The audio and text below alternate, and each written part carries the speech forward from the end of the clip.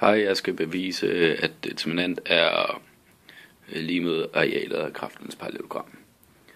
Ja, i areal i et parallelogram er areal er lige med højde gange grundlinje, som også vil være lige med determinanten af vektor A prikket med vektor B. Sådan.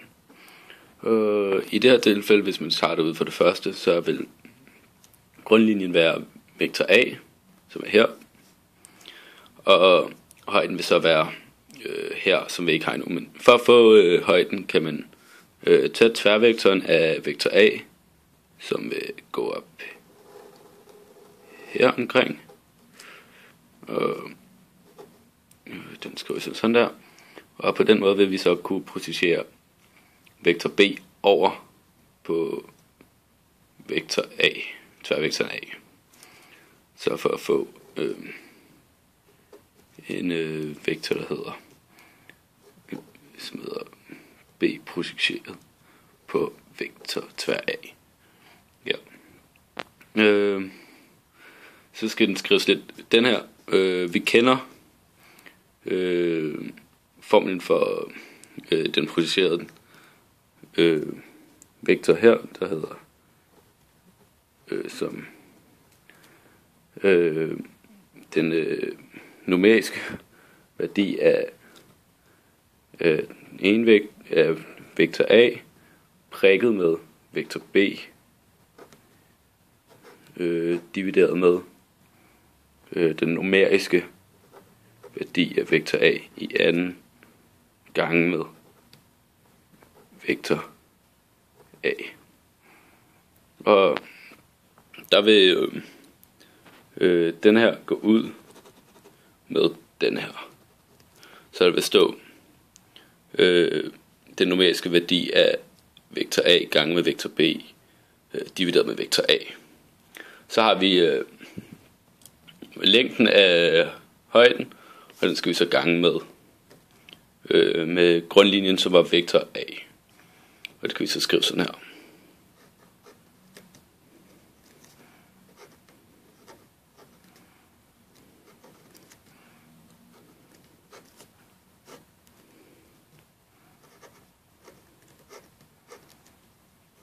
Ganget med vektor A. Vektor A.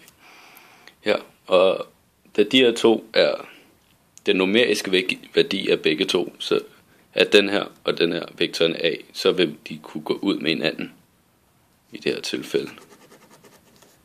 Så arealformlen vil hedde areal er lige med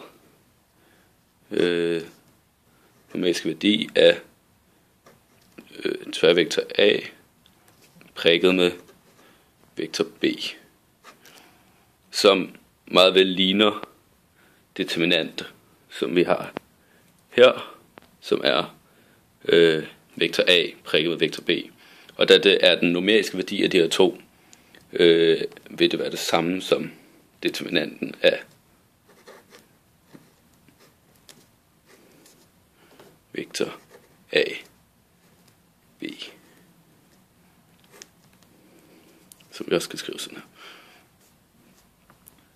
Og det her, den er ved at lægge to streger, da den ene er et tegn for, at det er den numeriske værdi, mens den anden er for,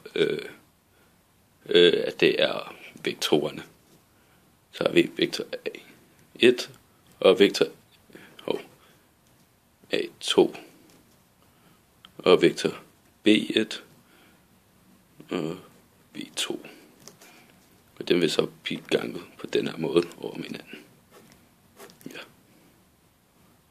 Skal lige få et overblik. Og det var så beviset for determinant af arealet af kraftens parallelogram.